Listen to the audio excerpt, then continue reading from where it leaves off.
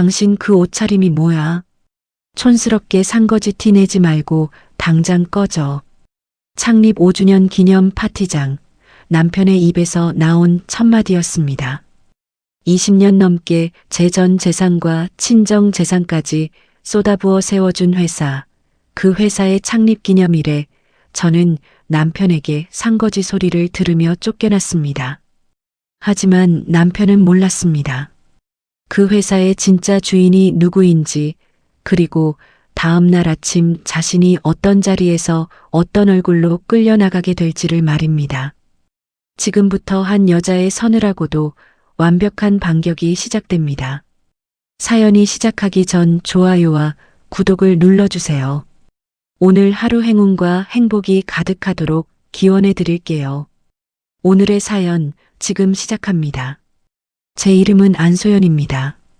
올해 48, 남편의 이름으로 세운 회사의 실질적인 대주주이자 안살림을 도맡아온 안주인입니다.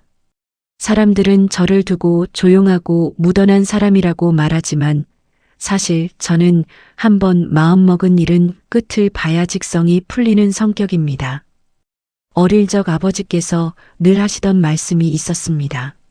소연아, 사람은 말이다. 남한테 베풀면서 살아야 복이 들어오는 법이다. 내가 손해보는 것 같아도 꾹 참고 져주면 그게 다 나중에 큰 덕으로 돌아오는 거야. 내 말 무슨 뜻인지 알겠지? 저는 그 말을 가슴에 새기며 살았습니다. 베풀고 참고 감싸고 다시 베풀며 살아왔습니다. 친정은 지방에서 오래된 건재상을 크게 하시던 집안이었습니다. 아버지께서는 손이 크셨고 어머니께서는 정이 많으셨죠. 저는 그 집의 외동딸로 부족함 없이 자랐지만 부모님께서는 언제나 사람을 귀하게 여기라 가르치셨습니다. 남편 김진우를 처음 만난 건 제 나이 24, 대학교 졸업을 앞둔 겨울이었습니다. 같은 학교 선배의 소개로 나간 자리였습니다. 찻집 문을 열고 들어서던 그 남자의 얼굴이 아직도 눈에 선합니다. 아이고, 제가 너무 늦었죠? 날씨가 하도 추워서 버스가 늦게 왔네요. 안소연 씨 맞으시죠? 처음 뵙겠습니다. 김진호라고 합니다. 김진호가 어깨에 쌓인 눈을 털어내며 수줍게 웃었습니다. 저는 그 웃음이 참 맑다고 생각했습니다. 그날 김진호는 제게 이런 말을 했습니다. 저기요, 소연 씨. 저는 솔직히 물려받은 재산도 없고 가진 게 쥐뿔도 없습니다. 부모님도 일찍 돌아가셨고요. 그래도 저 사람 하나는 진짜 성실하다는 소리 듣고 삽니다. 소연 씨 굶겨 죽이는 일은 절대 없을 겁니다. 저는 그 솔직함이 좋았습니다. 없다고 말할 줄 아는 남자가 오히려 믿음직해 보였거든요. 친정 부모님께서는 처음엔 반대하셨습니다. 집안도 학벌도 기우는 자리라며 아버지께서는 밥상을 몇 번이나 물리셨죠. 아버지, 저 정말 이 사람이랑 결혼하고 싶어요. 돈은 제가 벌면 되잖아요. 진호 씨, 정말 성실하고 착한 사람이에요. 제발 허락해 주세요. 네. 이 녀석아, 내가 아직 세상을 몰라서 그래. 사람이 겉으로 성실해 보이는 거하고 평생 처자식 먹여 살리면서 성실하게 사는 건 하늘과 땅 차이야. 그놈은 눈빛부터가 딴 주머니 찰 관상이다. 너 부모 말 안 듣고 고집 부리다가는 나중에 뼈저리게 후회한다. 저는 아버지 말씀을 듣지 않았습니다. 그때는 사랑이 전부라고 믿었으니까요. 결혼하고 5년, 10년, 20년이 흘렀습니다. 그 사이 저는 친정에서 물려받은 재산을 한 푼도 남기지 않고 남편 사업에 쏟아부었습니다. 김진호는 이 일 저 일 손때는 족족 말아먹었지만 저는 단 한 번도 원망하지 않았습니다. 다시 일으켜 세우고 또 세우고 그렇게 세운 것이 지금의 회사였습니다. 회사 이름 석자에 남편의 이름을 새겨준 것도 저였습니다. 진호 씨, 이번에 친정집 땅 판 돈까지 다 끌어모은 거야. 이게 정말 우리한테 남은 마지막 미천이야. 알지? 우리 이거 하나만 죽기 살기로 붙잡고 제대로 키워보자. 응? 소연아 정말 고맙다. 내가 맹세할게. 이번엔 진짜 내 목숨 걸고 잘할게. 당신 그동안 나 만나서 고생만 했는데 2번 다시 당신 눈에서 눈물 나는 일 없게 할게. 내가 당신 평생 사모님 소리 듣고 살게 해줄게. 그 말을 저는 또 믿었습니다. 회사는 5년 만에 눈부시게 컸습니다. 직원이 100명을 넘겼고 사옥도 번듯하게 올렸습니다. 그런데 이상하게도 남편이 언제부턴가 밤늦게 들어오는 날이 많아졌습니다. 술 냄새와 함께 처음 맡는 향수 냄새도 옷깃에 묻어 있곤 했지만 저는 애써 모른 척 했습니다. 창립 5주년 기념 파티가 열리는 날이었습니다. 저는 아침부터 미용실에 가서 머리를 손질하고 옷장에 넣어두었던 감색 정장을 꺼내 입었습니다. 남편은 그날따라 저를 데려가지 않겠다고 했습니다. 아, 당신은 오늘 파티에 오지 마. 그냥 집에서 쉬어. 그게 무슨 소리야? 우리 회사 창립 5주년이잖아. 친정 식구들 돈까지 다 들어가서 세운 회사인데 당연히 나도 가서 축하해야지. 나 머리도 새로 하고 왔는데? 아, 글쎄 오지 말라니까 왜 이렇게 말귀를 못 알아들어. 회사 직원들 다 모여서 술 마시고 노는 자리에 늑수그레한 안 사람이 떡하니 나오면 직원들이 얼마나 불편해하겠어. 눈치 보여서 고기 한 점 제대로 먹겠냐고. 그냥 집에서 텔레비전이나 봐. 내가 알아서 할 테니까. 저는 그 말이 자꾸 마음에 걸렸습니다. 차라리 얼굴만 잠깐 비추고 오자. 그렇게 마음먹고 저는 조용히 차를 몰아 호텔로 향했습니다. 호텔 연회장은 사람들로 북적였습니다. 저는 문 앞에서 잠시 숨을 골랐습니다. 그런데 안쪽 구석진 소파 자리에서 낯익은 뒷모습이 눈에 들어왔습니다. 남편이었습니다. 남편은 새파랗게 어려 보이는 여자의 허리를 감싸 안은 채 그 여자의 귀에 무언가를 속삭이며 웃고 있었습니다.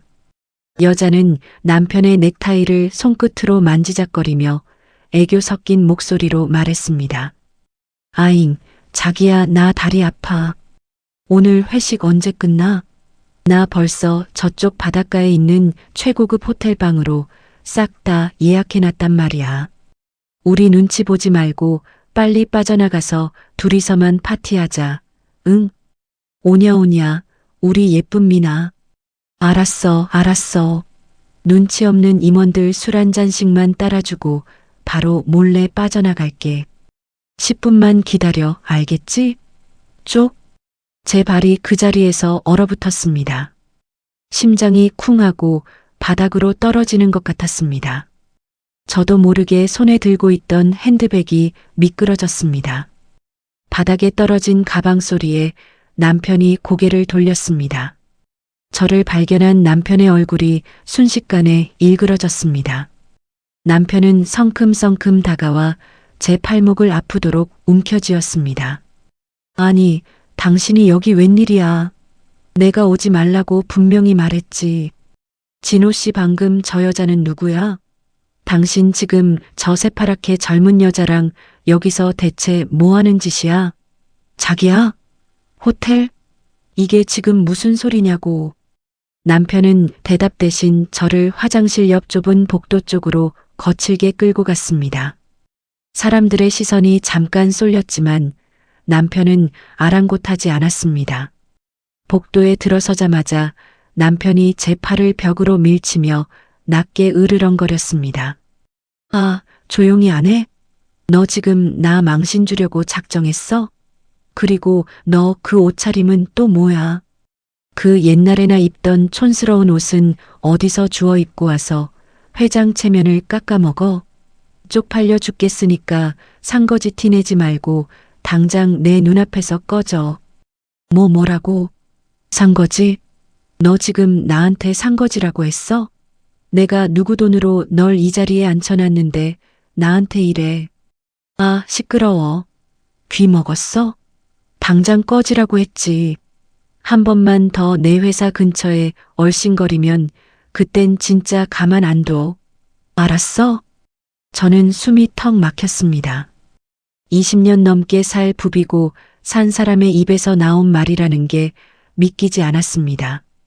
그때 뒤에서 하이힐 소리가 또각또각 다가왔습니다. 아까 그 젊은 여자였습니다. 여자는 팔짱을 낀 채 저를 위아래로 훑어보더니 입꼬리를 비틀었습니다. 어머나, 이 촌스러운 아줌마가 그 유명한 사모님이세요? 하, 우리 대표님이 매일 밤마다 집에 있는 마누라는 늙고 퍼져서 여자로 안 보인다고 하시더니 어머 말씀 그대로시네요. 야, 유민아, 넌 왜 여기까지 따라 나왔어? 얼른 홀에 들어가 있어. 아니, 왜요? 대표님 사모님도 이제 눈치가 있으면 알 건 아셔야죠.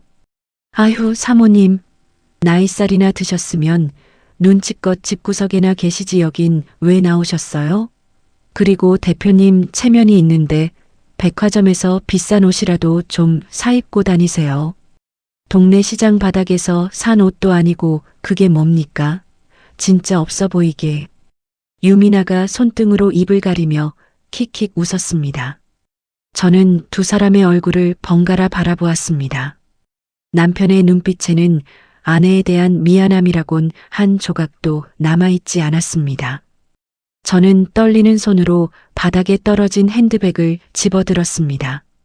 그리고 아무 말 없이 몸을 돌렸습니다. 등 뒤로 유미나의 웃음소리가 다시 한번 얄팍하게 흘러나왔습니다. 저는 그 웃음소리를 가슴 깊은 곳에 고이 접어 넣었습니다. 호텔 로비를 걸어 나오는 제 구두 소리가 유난히 또렷하게 울렸습니다.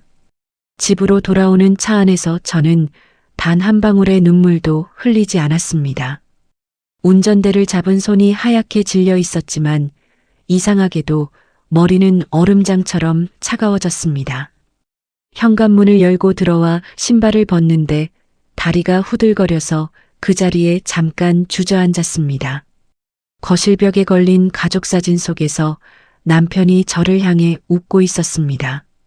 저는 사진 액자를 벽에서 내려 뒤집어 놓았습니다. 그리고 곧바로 휴대전화를 꺼내 아들에게 전화를 걸었습니다.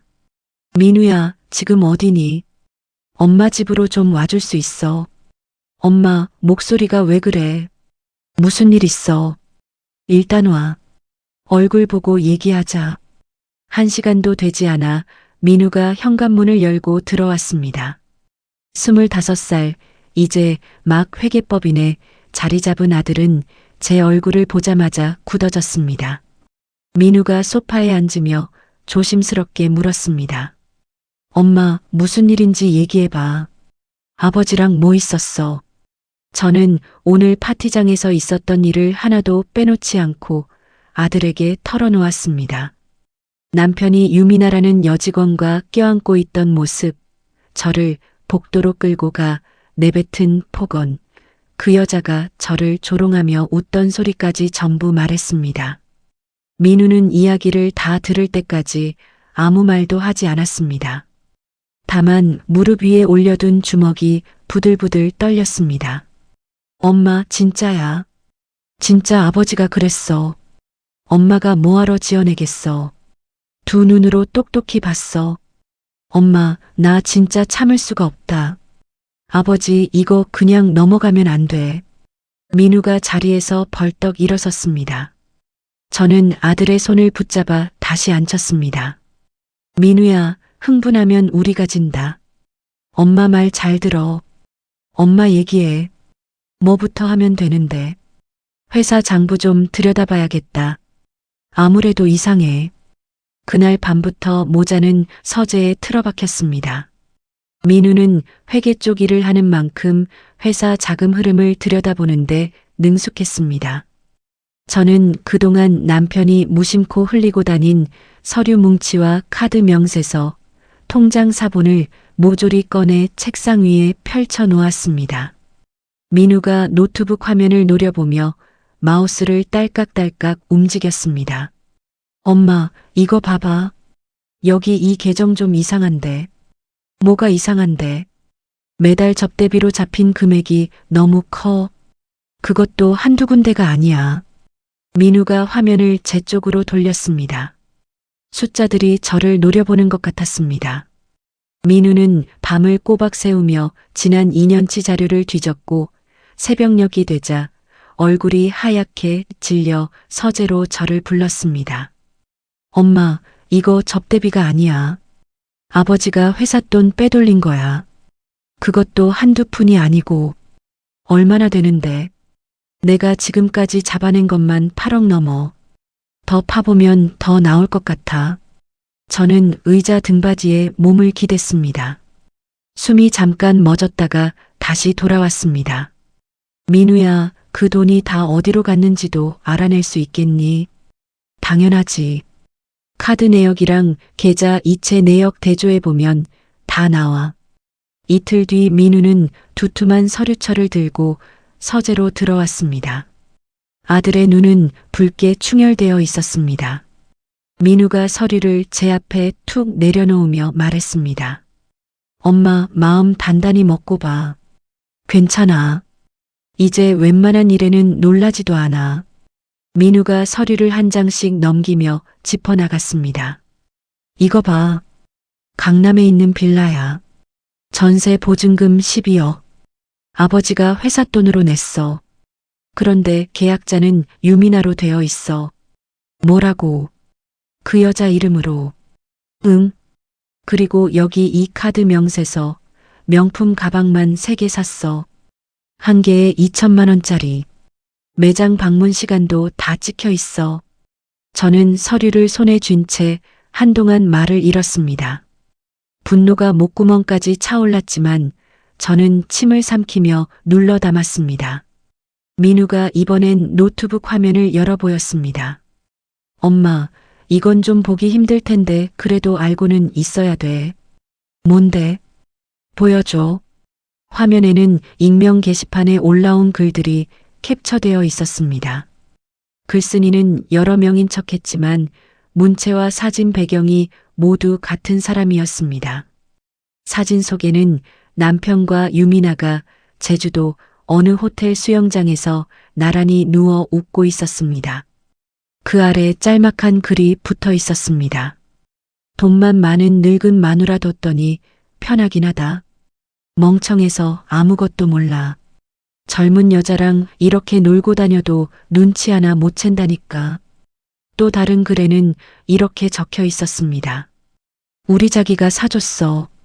사모님 카드 아니고 실장님 카드. 그 아줌마는 오늘도 집에서 콩나물이나 다듬고 있겠지.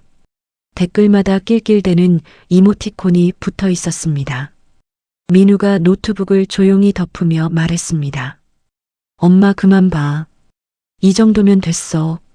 아니, 다 봐야 해. 하나도 빠짐없이 다 봐둬야 해. 저는 노트북을 다시 열었습니다. 한 줄 한 줄 눈에 새기듯 읽어 내려갔습니다. 읽는 동안 이상하게도 눈물은 나지 않았습니다. 슬픔이라는 감정은 이미 저를 떠난 지 오래인 것 같았습니다. 그 자리에 남은 것은 오직 한 가지, 반드시 대가를 치르게 하겠다는 서늘한 다짐뿐이었습니다. 민우가 제 어깨에 손을 얹었습니다. 엄마, 이제 어떻게 할 거야? 민우야, 회사가 누구 회사니? 엄마 회사지.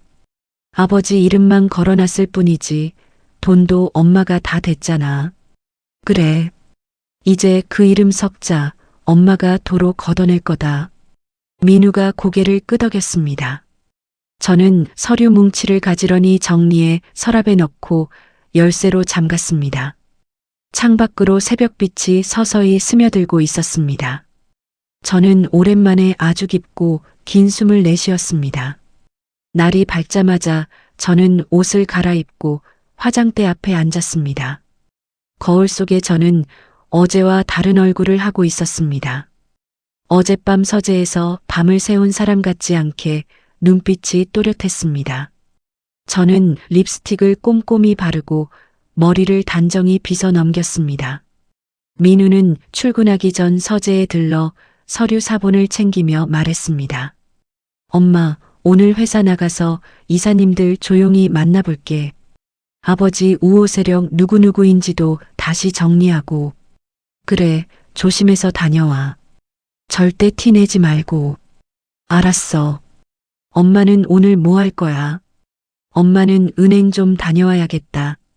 정리할 게 있어. 민우가 나가고 저는 곧바로 거래은행에 전화를 걸었습니다. 지점장과 통화를 마친 뒤 저는 그동안 시댁으로 자동이체 걸어두었던 생활비 계좌를 하나씩 확인했습니다. 매달 시어머니 통장으로 들어가던 300만 원, 시누이 앞으로 나가던 학원비, 시동생 사업자금 명목으로 나간 대출 이자까지 지난 20년 동안 제가 부어온 돈이 얼마나 되는지 새삼 눈에 들어왔습니다. 그때 현관에서 초인종 소리가 요란하게 울렸습니다. 누구인지 화면을 확인할 필요도 없었습니다. 문 너머에서 이미 익숙한 목소리가 쩌렁쩌렁 울리고 있었으니까요. 소연아, 문 열어라. 어미대다? 얼른 안 열어. 문을 열자 시어머니 박옥순이 씩씩거리며 들어섰습니다. 시어머니는 신발도 제대로 벗지 않고 거실 소파에 털썩 주저앉았습니다. 얼굴은 벌겋게 상기되어 있었고 손에 든 손가방을 소파 팔걸이에 신경질적으로 내려놓았습니다. 어머니, 아침부터 웬일이세요? 웬일이라니? 너 진우한테 무슨 짓을 한 거야? 제가 뭐려? 어제 그 파티장에서 진우 얼굴에 먹칠을 했다며. 사람들 다 보는 앞에서 서방한테 그게 무슨 꼴이냐? 저는 시어머니 맞은편에 조용히 앉았습니다. 찻잔도 내오지 않았습니다. 그럴 기분이 아니었습니다.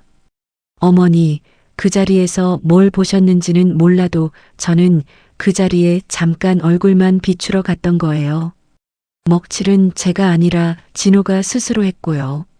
뭐가 어쩌고 어째. 남편이 밖에서 좀 만나는 여자 있는 게 뭐 그리 큰일이라고 소란을 피워. 어머니, 지금 뭐라고 하셨어요? 시어머니가 팔짱을 끼며 턱을 치켜들었습니다. 내 말이 틀렸어. 남자가 그만한 사업체를 굴리면서 젊고 예쁜 여자 하나 옆에 못 두겠어. 그게 다 남자 능력이지. 옛날부터 다 그렇게 사는 거야.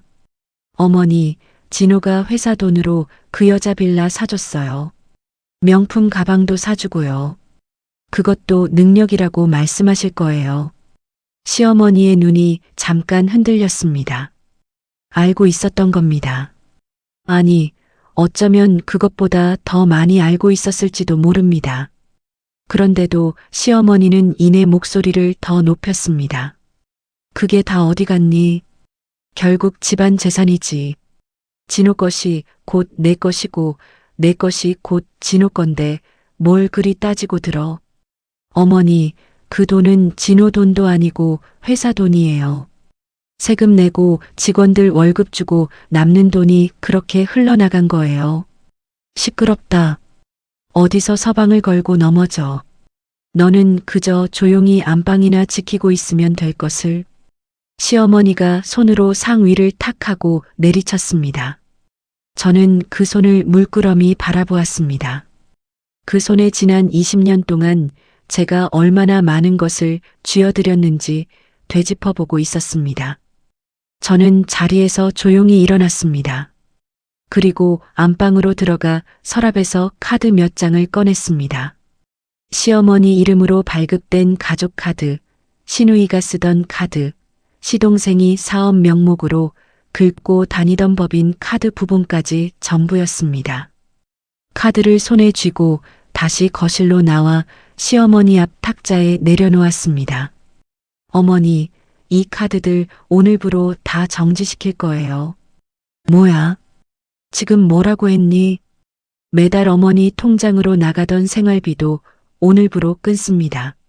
시누이 학원비, 시동생 이자 대신 내주던 것도요. 시어머니가 소파에서 벌떡 일어섰습니다. 얼굴이 벌겋다 못해 시퍼렇게 질렸습니다. 너 2년 지금 제정신이야. 시어미한테 이게 무슨 짓이야. 어머니, 저는 지난 20년 동안 어머니한테 딸 노릇, 며느리 노릇 다 했어요. 진호가 사업 말아먹었을 때도 어머니 생활비는 단 한 달도 밀린 적 없어요. 그건 당연히 며느리가 할 도리지. 그 도리, 이제 그만두려고요. 저는 휴대전화를 꺼내 카드사 상담원 번호를 눌렀습니다. 시어머니가 보는 앞에서 카드 한 장 한 장 정지 신청을 마쳤습니다. 전화기 너머로 상담원이 말했습니다.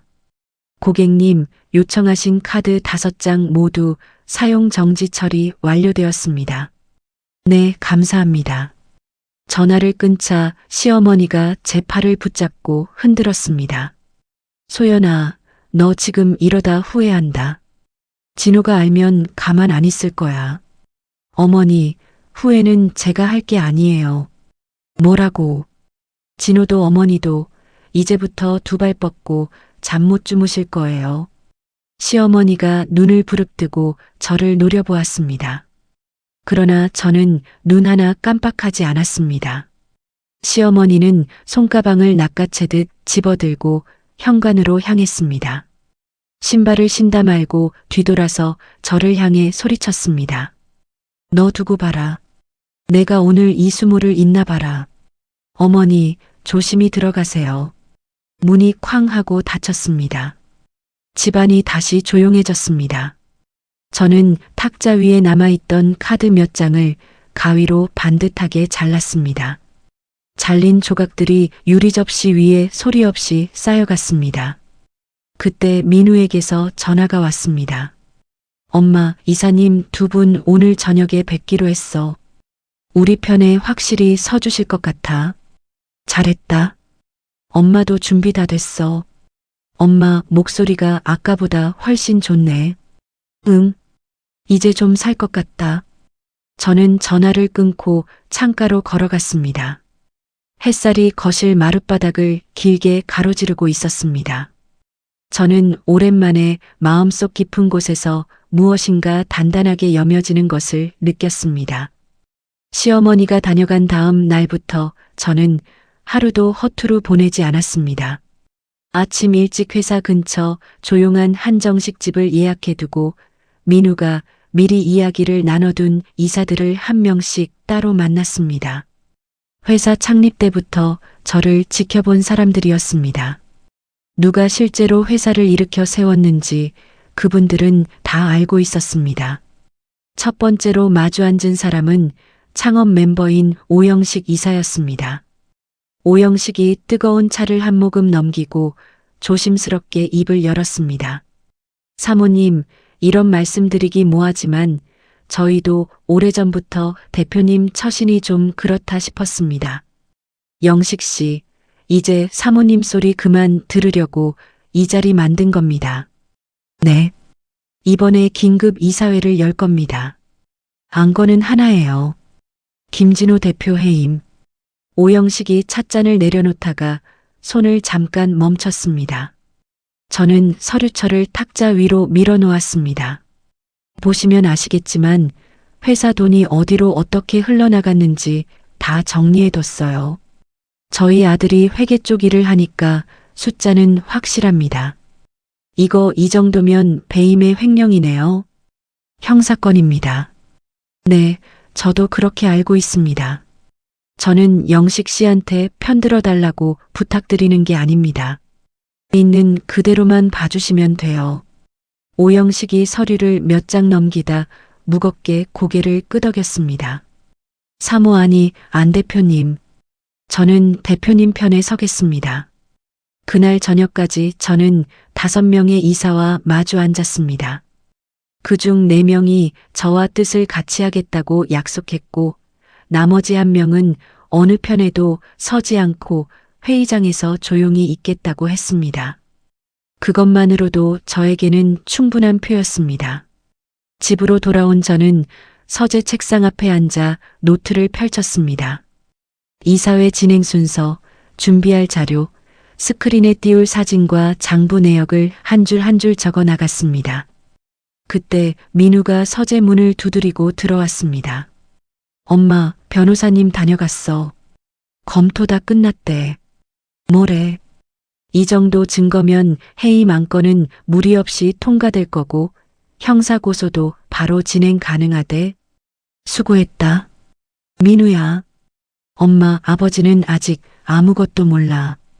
오늘도 회사 안 나오고 그 여자랑 어디 호텔에 있대. 저는 볼펜을 내려놓고 민우를 바라보았습니다. 나도. 마지막 며칠은 실컷 놀게 놔둬. 민우가 피식 웃었습니다. 저도 따라 웃었습니다. 웃음 끝이 씁쓸했지만 이상하게 마음은 담담했습니다. 같은 시각 시내 어느 특급 호텔 스위트룸에서는 김진호가 유미나와 함께 룸서비스로 시킨 스테이크를 썰고 있었습니다. 남편은 잔을 부딪히며 큰 소리를 쳤습니다. 미나야, 다음 주에 유럽 가자. 열흘 정도 어때? 진짜 자기 최고야. 그깟 열흘 놀다 오는 게 대수야. 회사가 얼만데. 식사가 끝나갈 무렵 유미나가 결제하겠다며 카드를 내밀었는데 잠시 후 지배인이 조심스럽게 방으로 올라왔습니다.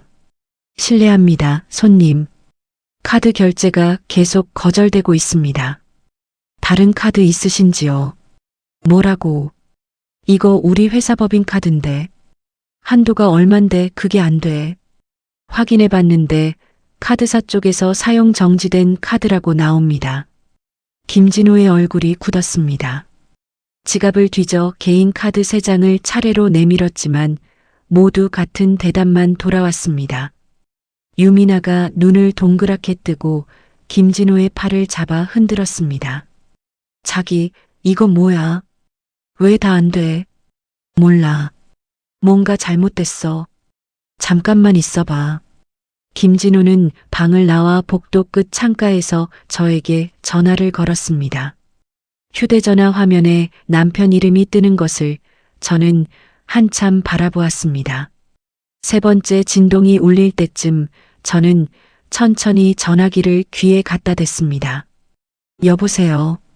안소연, 너 지금 나한테 무슨 짓 한 거야? 진호야, 목소리 좀 낮춰. 귀 아프다. 이 미친 여자야.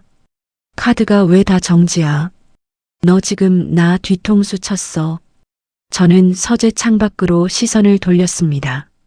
저녁 노을이 하늘을 붉게 물들이고 있었습니다. 진호야, 회사 카드는 회사에서 정지시킨 거야. 개인 카드는 내가 정지시켰고. 뭐? 내가 무슨 자격으로? 그 카드 대금 지난 5년 동안 다 내가 갚아왔거든. 자격이 있는지 없는지는 내가 더 잘 알잖아. 전화기 너머에서 김진호가 씩씩거리는 소리가 들렸습니다. 숨소리가 짐승처럼 거칠었습니다. 안소연, 너 지금 당장 카드 다 풀어. 안 그러면 나 오늘 집으로 들어가서 너 가만 안 둔다. 들어와. 얼마든지 들어와. 그 대신 진호야, 하나만 알고 있어. 뭐? 너 이제 이 집에 들어와도 잘 곳 없어. 회사도 마찬가지고. 안소연, 이 여자가 진짜. 진호야, 나 이제 너한테 소리 지르는 것도 지겨워. 전화 끊는다. 저는 전화를 끊고 휴대전화를 책상 위에 엎어 놓았습니다. 잠시 후 다시 진동이 울렸습니다. 저는 화면을 힐끗 보고 그대로 두었습니다. 진동은 12번쯤 울리다 멈췄고 다시 시작되었다가 또 멈추기를 반복했습니다. 민우가 서재로 들어와 진동 소리를 듣더니 슬쩍 웃었습니다. 엄마, 아버지야. 응, 이제 시작이지. 엄마, 내일 이사회 자료 마지막으로 한번 같이 볼까? 그래, 준비하자. 저는 자리에서 일어나 창문을 활짝 열었습니다. 서늘한 밤바람이 서재로 밀려 들어왔습니다. 바람에 서류들이 잠깐 흔들렸지만 어느 한 장도 바닥에 떨어지지 않았습니다. 저는 그 자리에 서서 오래도록 밤하늘을 올려다보았습니다. 이사회 당일 아침 저는 새벽 5시에 눈을 떴습니다. 간밤에 몇 번이나 뒤척였지만 몸은 오히려 가뿐했습니다. 옷장 앞에 서서 한참을 고민하다가 짙은 남색 정장을 꺼내 입었습니다. 어깨선이 반듯하고 목선이 단정한 옷이었습니다. 거울 앞에서 옷매무새를 다듬는데 민우가 방문 앞에 나타났습니다. 엄마, 오늘 진짜 근사하다. 그래 보이니? 응. 아버지가 오늘 엄마 얼굴 보면 아마 못 알아볼걸. 못 알아봐도 상관없어. 오늘부로 알아볼 일도 없을 테니까. 민우가 씩 웃으며 제 어깨를 툭 두드렸습니다. 저는 아들과 함께 차에 올랐고 차창 밖으로 아침 햇살이 눈부시게 쏟아졌습니다. 회사 정문 앞에 도착하자 오영식 이사가 미리 나와 저를 기다리고 있었습니다. 안 대표님, 회의실 준비 다 끝났습니다. 수고하셨어요. 임원분들은요? 두 분만 빼고 다 착석하셨습니다. 김진호 대표한테는 30분 뒤에 급한 결제건 있다고 연락해 두었고요. 좋아요.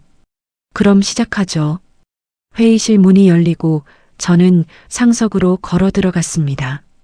남편의 자리였던 자리에 제가 앉는 것을 보고 임원들의 눈빛이 술렁였습니다. 저는 마이크 앞에 손을 얹고 좌중을 천천히 둘러보았습니다. 바쁘신데 이렇게 갑작스레 모여주셔서 감사합니다. 오늘 안건은 하나입니다. 자세한 이야기는 김진호 대표가 도착하는 대로 시작하겠습니다. 말이 끝나기가 무섭게 복도에서 발소리가 요란하게 들려왔습니다. 문이 벌컥 열리고 남편이 성큼 들어섰습니다.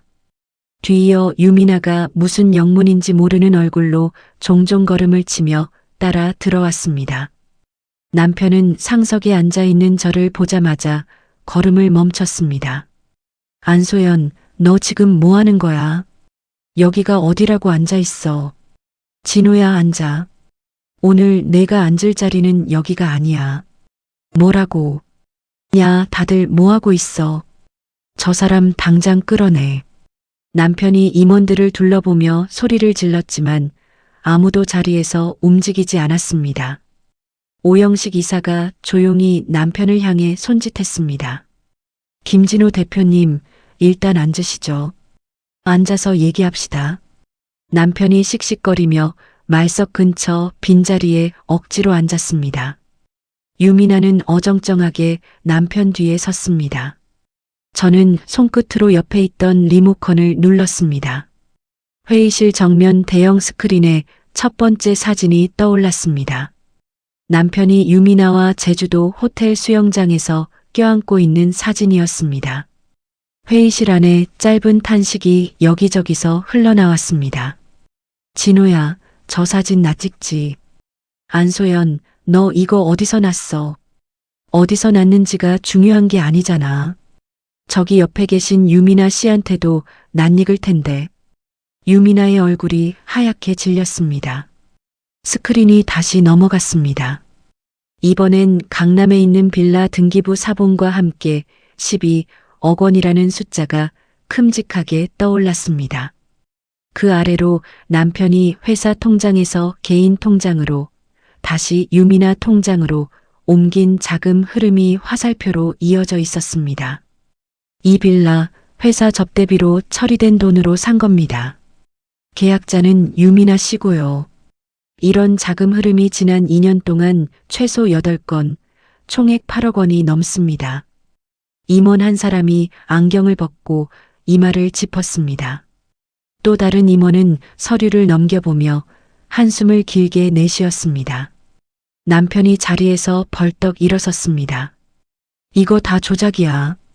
저 여자가 나 잡으려고 꾸며낸 거야. 진호야, 저 통장 서명 내 필적이야. 저 카드도 내 이름으로 발급된 거고 조작할 게 따로 있지. 안소연, 너 이러다 진짜 후회한다. 진호야, 후회는 벌써 20년 전에 했어야 했어. 저는 자리에서 일어나 좌중을 향해 말했습니다. 안건 하나입니다. 김진호 대표의 대표이사직 해임건 찬반 거수로 붙이겠습니다. 찬성하시는 분 손 들어주세요. 잠깐 정적이 흘렀습니다. 그 정적을 깨고 오영식 이사가 먼저 손을 번쩍 들었습니다. 이어서 두 번째, 세 번째, 네 번째 손이 올라왔습니다. 자리에 앉은 9명 중 7명의 손이 올라와 있었습니다. 나머지 2명은 고개를 숙인 채 아무런 반응도 하지 않았습니다. 찬성 7, 반대 없음, 기권 2. 회의 만건 가결되었습니다. 남편의 얼굴이 시뻘겋게 달아올랐습니다. 남편은 회의실 탁자를 주먹으로 쾅 내리쳤습니다. 야, 이 사기꾼들아. 너희들이 나한테 어떻게 이래. 내가 이 회사 세운 사람이야. 진호야, 이 회사 세운 사람이 누구인지는 여기 계신 분들이 다 알아. 안소연, 이 여자야. 남편이 저를 향해 몸을 날렸습니다. 회의실 문 밖에서 대기하고 있던 보안요원 2사람이 곧바로 뛰어들어와 남편의 양팔을 붙잡았습니다. 남편이 발버둥을 치며 소리를 질렀습니다. 나, 놓으라고. 야, 안소연. 너 오늘 이 자리에서 나 이렇게 만들면 무사할 것 같아. 진호야, 조용히 나가. 회사 이미지 더 이상 망치지 말고. 안소연. 남편은 짐짝처럼 양쪽 겨드랑이가 들린 채 회의실 밖으로 끌려나갔습니다. 구두 한 짝이 벗겨져 회의실 바닥에 나뒹굴었습니다. 유미나는 그 자리에 얼어붙어 아무 말도 하지 못했습니다. 저는 유미나를 향해 조용히 말했습니다. 유미나 씨, 인사팀에서 곧 부를 겁니다. 자리 지키고 계세요. 사모님. 저는 이제 사모님이 아닙니다. 안 대표입니다. 유미나가 다리에 힘이 풀린 듯 옆 의자에 털썩 주저앉았습니다. 저는 임원들을 향해 다시 한번 고개를 숙였습니다. 오래 붙잡아 두어서 죄송합니다. 오늘 결정된 사항은 오후 중으로 공식 문서로 정리해 배포하겠습니다. 다들 자리로 돌아가 주십시오.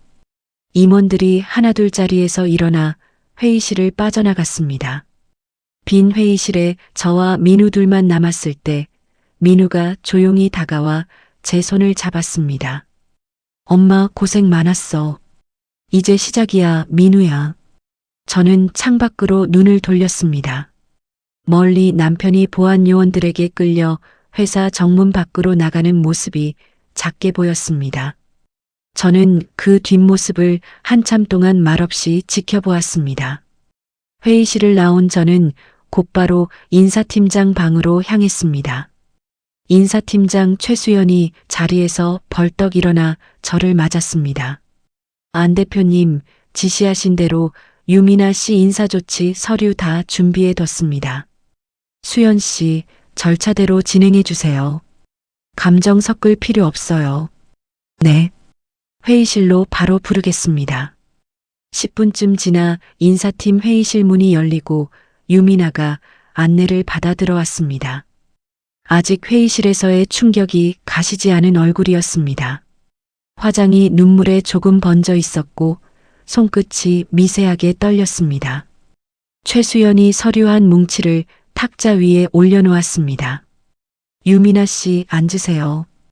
오늘부로 회사에서 유미나 씨 징계해고 처리하기로 결정했습니다. 징계해고요. 네. 사유는 회사 자금 횡령 공범 및 근무 기간 중 반복적인 취업 규칙 위반입니다. 여기 서류 확인하시고 서명해 주세요. 유미나가 손끝으로 서류를 넘겨보았습니다. 빌라 계약서 사본, 명품 매장 결제 내역, 회사 자금이 유미나 통장으로 옮겨간 흐름표까지 모두 첨부되어 있었습니다. 유미나가 고개를 들었습니다. 저는 최수연 뒤에 서서 팔짱을 낀 채 조용히 지켜보고 있었습니다. 이거는 실장님이 다 해주신 건데요. 저는 그냥 받기만. 유미나 씨, 받은 것도 죄예요. 그것도 이 금액이면 형사처벌 대상입니다. 형사요. 빌라 보증금 12억, 명품 구입액 6천만 원, 그 밖에 부당 취득분까지 합쳐서 일주일 안에 전액 회사로 반환하세요. 반환 안 되면 저희 쪽에서 곧바로 고발 절차 들어갑니다. 유미나의 얼굴에서 핏기가 완전히 빠져나갔습니다. 서류를 잡은 손이 눈에 띄게 떨렸습니다. 그런 돈이 저한테 어디 있어요? 빌라는 지금 살고 있고 가방도 이미 몇 개는. 그건 유미나 씨 사정이에요. 저희가 알 바 아닙니다. 유미나가 서류에 서명을 마치자 최수연이 자리에서 일어났습니다. 오늘 안으로 사원증 반납하시고 개인 물품 정리해서 나가세요. 사무실은 이미 다 잠가뒀습니다. 저 짐이 아직 책상에. 경비 직원 입회하에 정리해서 박스로 내보내드릴 겁니다. 직접 들어가실 수는 없어요. 유미나가 자리에서 비틀비틀 일어섰습니다. 회의실 문을 나가려던 유미나가 문 앞에서 잠깐 멈추어 저를 돌아보았습니다. 불과 며칠 전 저를 위아래로 훑어보며 웃던 그 얼굴은 이제 어디에도 없었습니다. 저는 유미나의 눈을 마주보며 아무 말도 하지 않았습니다. 유미나는 결국 입을 열지 못하고 밖으로 나갔습니다. 그날 저녁 집으로 돌아와 소파에 앉아 잠깐 눈을 붙이고 있는데 휴대전화가 요란하게 울렸습니다. 낯선 번호였습니다. 받아야 하나 잠깐 망설이다 저는 통화 버튼을 눌렀습니다. 여보세요. 사모님. 저 유미나예요. 저는 잠시 아무 말도 하지 않았습니다. 전화기 너머에서 훌쩍이는 소리가 크게 들렸습니다. 사모님, 제발이요. 한 번만 살려주세요. 유미나 씨, 지금 이 번호 어떻게 알았어요? 실장님 휴대전화에 저장돼 있는 거 봤어요. 사모님, 저 진짜 이러다 죽어요. 빌라 보증금 그거 저한테 진짜 한 푼도 없어요. 실장님이 다 알아서 하신 거예요. 유미나 씨. 네, 사모님. 말씀하세요. 내가 사모님이라고 부르지 말라고 했지. 전화기 너머에서 유미나가 흑흑거리며 숨을 몰아쉬었습니다. 안 대표님, 죄송해요. 진짜 죄송해요. 제가 정말 잘못했어요. 그때 회의실에서 웃은 것도 인터넷에 글 올린 것도 다 실장님이 시켜서 한 거예요. 유미나 씨, 그 파티장에서 나 위아래로 훑고 웃은 것도 진호가 시켜서 했어요. 그건 인터넷에 늙은 마누라라고 글 쓴 것도 진호가 시켜서 했어요. 자기 손으로 한 짓은 자기가 책임지는 거예요. 어리다고 봐줄 나이 지났잖아요. 유미나 씨. 유미나가 목이 메어 한동안 말을 잇지 못했습니다. 저는 소파에서 몸을 일으켜 창가로 걸어갔습니다. 밤이 이미 깊어 있었고 창밖 아파트 단지에는 불빛이 하나둘 꺼져가고 있었습니다. 안 대표님, 제가 다 갚을게요. 시간만 좀 주세요. 몇 년이 걸려도 갚을게요. 유미나 씨, 그 돈 몇 년 벌어서 갚을 수 있는 돈이에요. 그러니까 제발 형사 고발만은. 내가 왜 그걸 봐줘야 하는데. 안 대표님, 저 정말 후회하고 있어요. 실장님이 사모님 얘기하면서 늙고 멍청한 여자니까 아무것도 모른다고 마음껏 써도 된다고 그래서 그 말을 옮기는 지금 이 순간에도 유미나 씨가 뭘 잘못했는지 모르는 것 같은데 전화기 너머로 유미나가 숨을 삼키는 소리가 들렸습니다. 안 대표님 살려주세요. 진짜 한 번만요. 저는 창문에 이마를 살짝 기대었습니다. 차가운 유리의 감촉이 이상하게도 마음을 가라앉혔습니다. 유미나 씨. 네, 안 대표님. 내가 회사 세울 때 새벽 5시에 일어나서 직원들 도시락 싸고 거래처 사장님들 부인들한테 굽신거리면서 다녔어요. 진호는 그때 뭘 했는 줄 알아요? 술 마시고 다녔어요. 그래도 나는 진호가 창피할까봐 그 얘기 어디 가서 한 번도 안 했어요. 내가 유미나 씨한테 자비 베풀 이유가 있으면 하나만 얘기해봐요. 유미나는 한참 동안 아무 말도 하지 못했습니다. 저는 조용히 말을 이었습니다. 일주일이에요. 유미나 씨, 그 안에 돈 다 못 넣으면 월요일 아침에 고발장 접수될 거예요. 전화 끊습니다. 안 대표님, 잠깐만. 저는 그대로 통화 종료 버튼을 눌렀습니다. 휴대전화 화면이 어둡게 꺼졌습니다. 잠시 후 다시 진동이 울렸지만 저는 전원을 아예 꺼버렸습니다. 휴대전화를 식탁 위에 내려놓고 저는 냉장고에서 물 한 잔을 따라 천천히 마셨습니다. 물이 목을 타고 내려가는 감촉이 오늘따라 유난히 시원하게 느껴졌습니다. 민우가 방에서 나와 냉장고 앞에 선 저를 발견했습니다. 엄마, 아직 안 잤어. 응. 방금 통화 하나 끝내고 물 한 잔 마시고 있었어. 누구? 이제 남된 사람. 민우가 뭔가 알아차린 표정으로 고개를 끄덕였습니다. 저는 빈 컵을 개수대에 놓고 불을 껐습니다. 집안이 조용히 어둠에 잠겼습니다. 이사회에서 쫓겨난 다음 날 아침 회사에서는 지체 없이 김진호 앞으로 나가 있던 모든 편의를 거두어들이기 시작했습니다. 가장 먼저 회사 명의로 등록되어 있던 최고급 세단이 회수 대상이었습니다. 저는 총무팀장 이준혁에게 아침 일찍 지시를 내렸습니다. 준혁 씨, 차량 회수는 오늘 오전 안에 마무리해 주세요. 견인업체 미리 불러두시고요. 네, 대표님. 지금 차량이 서초동 어느 오피스텔 지하 주차장에 세워져 있는 걸로 확인됐습니다. 그 오피스텔이 어디예요? 유미나 씨 이름으로 되어 있는 그 빌라 근처입니다. 저는 짧게 고개를 끄덕였습니다. 잠시 뒤 이준혁이 견인 기사들과 함께 그 오피스텔 지하로 내려갔습니다. 차량 회수 현장에 김진호가 뛰어내려온 것은 견인차가 뒷바퀴에 갈고리를 걸고 있던 순간이었습니다. 남편은 얇은 티셔츠 차림에 슬리퍼를 끌고 나와 소리를 질렀습니다. 야, 이거 뭐야? 이 차 내 차야. 어디서 마음대로 손을 대.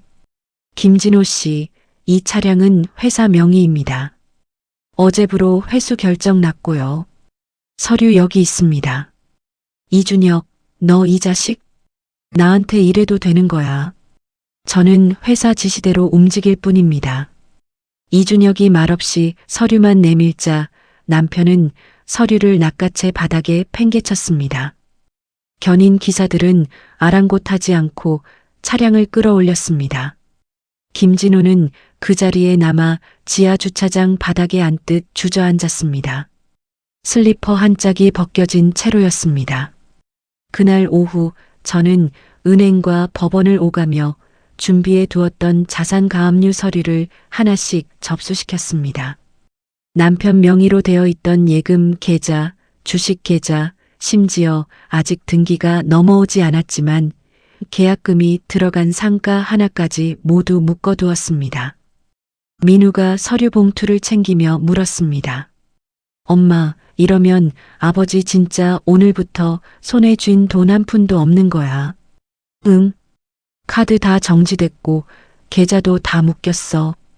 현금으로 갖고 있던 것만 몇 푼 남아있겠지. 어디로 갈까, 아버지? 갈 데 하나 있지.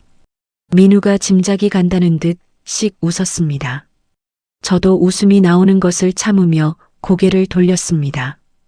바로 그 시각 남편은 낡은 택시 뒷자리에 앉아 시어머니 박옥순의 오래된 다세대 주택 앞에 도착했습니다. 가진 것이라곤 지갑 속에 남아있던 몇만 원이 전부였습니다. 남편은 초인종을 눌렀고 시어머니가 슬리퍼를 끌며 나왔습니다. 엄마, 나야. 문 좀 열어. 진호냐?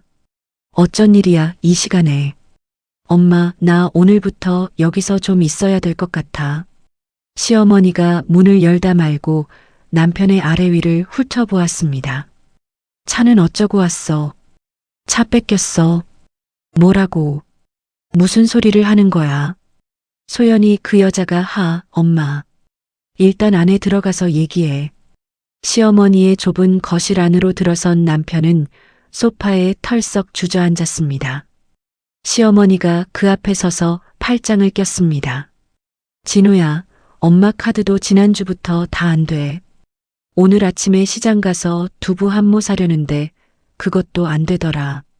이게 다 그 며느리 짓이야. 엄마, 나 지금 지갑에 6만 원밖에 없어. 뭐라고? 그 큰 회사 사장이라는 사람이 6만 원. 오늘 통장도 다 묶였어. 카드도 다 정지고. 시어머니의 얼굴이 순식간에 벌겋게 달아올랐습니다. 진우야, 그 미친 며느리 그냥 두면 안 되겠다. 우리가 가서 뒤집어 놔야지. 어디를 뒤집어? 회사 로비 있잖아.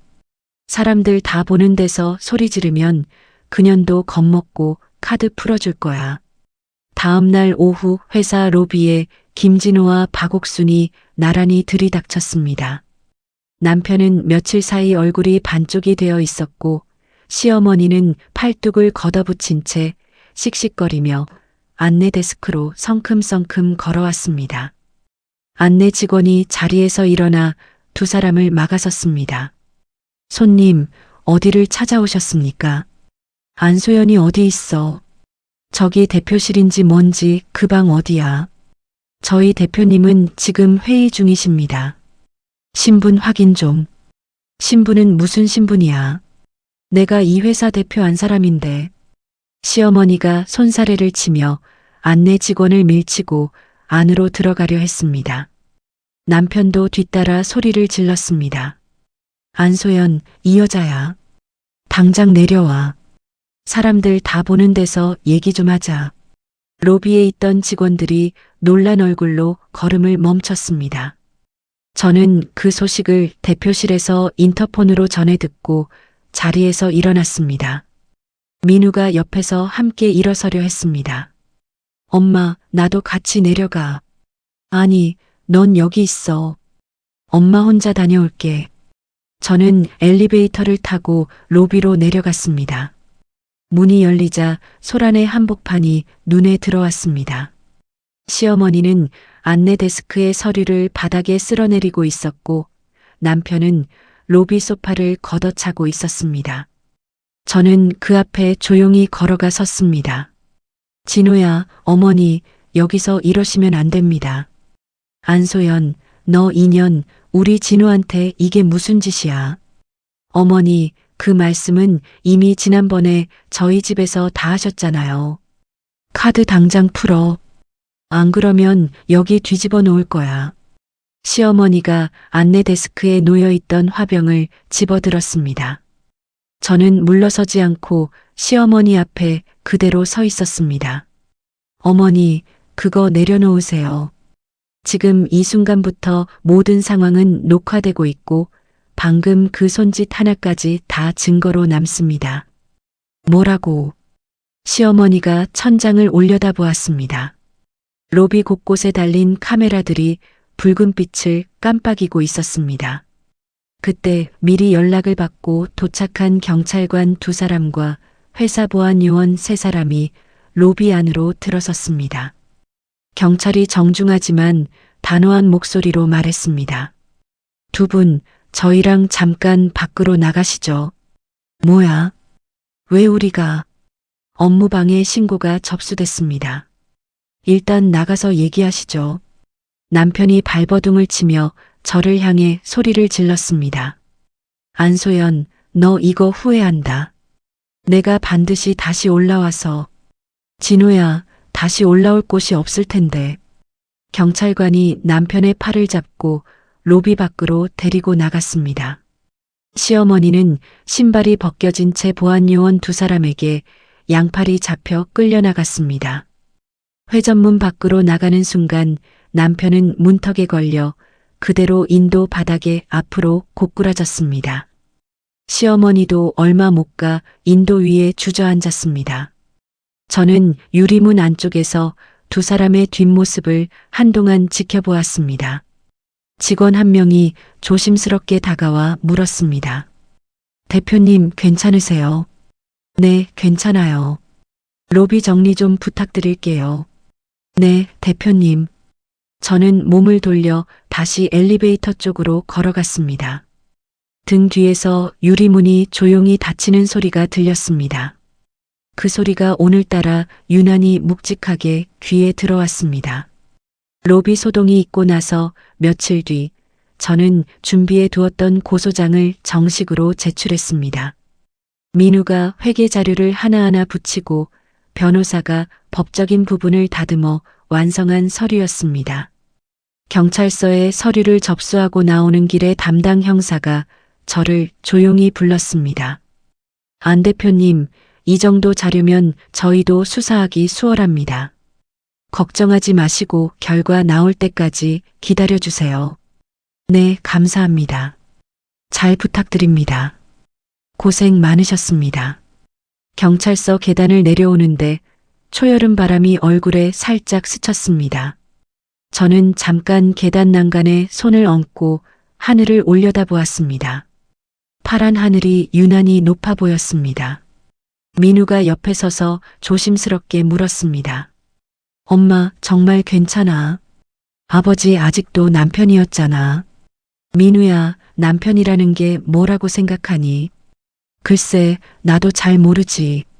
내가 20년 넘게 붙잡고 있던 그 이름이 이제 아무 의미가 없어.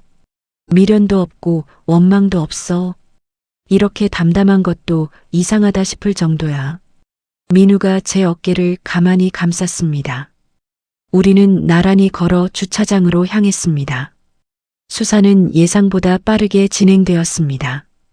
증거가 워낙 명백했기 때문에 남편은 몇 번의 조사 끝에 대부분의 혐의를 인정할 수밖에 없었습니다. 재판이 열리는 날 아침, 저는 검은색 정장을 꺼내 입고 법원으로 향했습니다. 방청석 맨 앞줄에 앉아있는 저를 남편은 죄수 호성복 차림으로 힐끗 바라보았습니다. 남편은 며칠 사이 얼굴이 반쪽이 되어 있었고 눈밑이 시커멓게 꺼져 있었습니다. 재판이 시작되자 판사가 낮고 무겁게 물었습니다. 피고인 김진호, 공소사실 인정합니까? 네, 인정합니다. 피고인은 최후 진술할 기회가 있습니다. 하실 말씀 있으면 하세요. 남편이 잠깐 저를 돌아보았습니다. 저는 눈을 피하지 않고 남편의 얼굴을 정면으로 마주 보았습니다. 남편의 입술이 잠깐 달싹였습니다. 저 아내한테 미안합니다. 제가 어리석었습니다. 선처 부탁드립니다. 방청석 어디선가 실소 같은 한숨이 흘러나왔습니다. 그것이 누구의 것인지는 모르겠지만 제 마음속에서 나온 것과 아주 비슷한 소리였습니다. 잠시 뒤 판사가 판결을 낭독했습니다. 피고인의 범행은 회사 임직원 다수의 신뢰를 저버렸을 뿐 아니라 개인적 향락을 위해 회사 자금을 지속적으로 빼돌린 죄질이 매우 나쁘다고 판단됩니다. 피고인에게 징역 2년의 실형을 선고합니다. 땅땅땅. 의사봉 소리가 법정 안에 3번 울려 퍼졌습니다. 남편이 자리에서 힘없이 일어섰습니다. 교도관 2사람이 남편의 양쪽에 붙어 팔을 잡았습니다. 남편이 법정 문 앞에서 마지막으로 저를 돌아보며 무슨 말인가를 하려 했지만 저는 이미 자리에서 일어나 몸을 돌린 뒤였습니다. 법원 밖으로 나오자 민우가 로비에서 저를 기다리고 있었습니다. 엄마 어땠어? 2년. 딱 그 정도 나올 줄 알았어. 응. 나도 그 정도 예상했어. 민우가 제 팔짱을 끼며 나란히 걸었습니다. 법원 앞 광장을 가로지르는데 익숙한 얼굴 하나가 저 멀리 벤치에 앉아 있는 게 보였습니다. 시어머니 박옥순이었습니다. 시어머니는 저를 발견하고도 자리에서 일어나지 못했습니다. 얼굴이 몇 달 사이 10년은 늙어 있었습니다. 저는 잠깐 걸음을 멈추었다가 다시 걸음을 옮겼습니다. 시어머니가 뒤에서 힘없이 저를 불렀습니다. 소연아. 저는 뒤를 돌아보지 않았습니다. 민우가 조용히 물었습니다. 엄마, 할머니 그냥 두고 가도 돼. 민우야, 이제 우리한테 할머니 없어. 너한테는 미안한 얘기지만. 아니야, 엄마. 나도 진작에 마음 정리했어. 우리는 그대로 광장을 빠져나와 차에 올랐습니다. 차창 밖으로 법원 건물이 점점 작아졌습니다. 저는 창문에 이마를 살짝 대고 눈을 감았습니다. 잠깐이지만 20년치의 무거운 짐을 내려놓은 듯한 그런 홀가분함이 밀려왔습니다. 회사로 돌아오는 길에 저는 민우에게 물었습니다. 민우야, 회사 이름 바꾸는 거 어떻게 생각해? 이름을. 응. 진호 이름 석자 그대로 두기 싫어. 새로 시작하는 마당에 간판도 바꿨으면 해. 좋은 생각이야. 엄마 뜻대로 해. 민우야, 엄마 혼자 하는 거 아니야. 너랑 같이 하는 거야. 엄마. 응. 엄마, 진짜 고생 많았어. 민우의 목소리 끝이 살짝 떨렸습니다. 저는 아들의 손등을 가만히 두드렸습니다. 저녁 노을이 차창을 붉게 물들이고 있었습니다. 회사 주차장에 도착해 차에서 내리는데 오영식 이사와 최수연 팀장이 로비 앞에 미리 나와 있었습니다. 대표님 고생하셨습니다. 다들 오늘 일찍 퇴근하시죠? 저녁은 회사에서 대접할게요. 그런 거 안 하셔도 되는데요. 제가 하고 싶어서 그래요. 그동안 저 믿고 함께 와주신 분들이잖아요. 오영식이 껄껄 웃으며 고개를 숙였습니다. 로비 유리문 안쪽에서 직원들이 저를 향해 조심스럽게 눈인사를 건넸습니다. 저도 한 사람 한 사람에게 눈을 맞추며 고개를 끄덕였습니다. 민우가 제 옆에서 조용히 말했습니다. 엄마, 이제 진짜 우리 회사 같다. 응, 그렇지. 저는 로비 한복판에 서서 천장을 한번 올려다보았습니다. 샹들리에 불빛이 은은하게 로비 바닥에 내려앉아 있었습니다. 24살에 처음 남편을 만나 20년이 넘는 세월을 견뎌온 안소연은 이제 없었습니다. 그 자리에는 48 아들과 함께 새로 시작하는 안소연이 서 있었습니다. 저는 로비를 가로질러 엘리베이터 쪽으로 천천히 걸어갔습니다. 발걸음이 오래간만에 가벼웠습니다. 살다 보면 가장 가까운 사람이 가장 깊은 상처를 남길 때가 있습니다. 안소연은 24 어린 나이에 오직 사람 하나만 보고 남편을 택했고 20년이 넘는 세월 동안 자신의 모든 것을 남편의 이름 석자에 쏟아부었습니다. 그러나 돌아온 것은 감사가 아니라 조롱이었고 사랑이 아니라 배신이었습니다. 소연은 무너지는 대신 일어섰고 눈물 대신 증거를 모았으며 원망 대신 결단으로 답했습니다. 기생충처럼 붙어있던 남편과 시댁, 상간녀를 자신의 손으로 하나씩 잘라내고 마침내 아들과 함께 온전히 자기 자신의 삶을 되찾았습니다. 누군가에게 헌신하는 것도 소중하지만 그 헌신이 나를 갉아먹는 순간에는 과감히 돌아설 줄 아는 용기도 필요합니다. 안소연의 이야기가 지금 힘겨운 하루를 보내고 계신 누군가에게 작은 위로와 용기가 되었기를 바랍니다. 이야기를 끝까지 들어주신 분이 계시다면 잘 들었다고 댓글 하나만 남겨주세요. 감사합니다.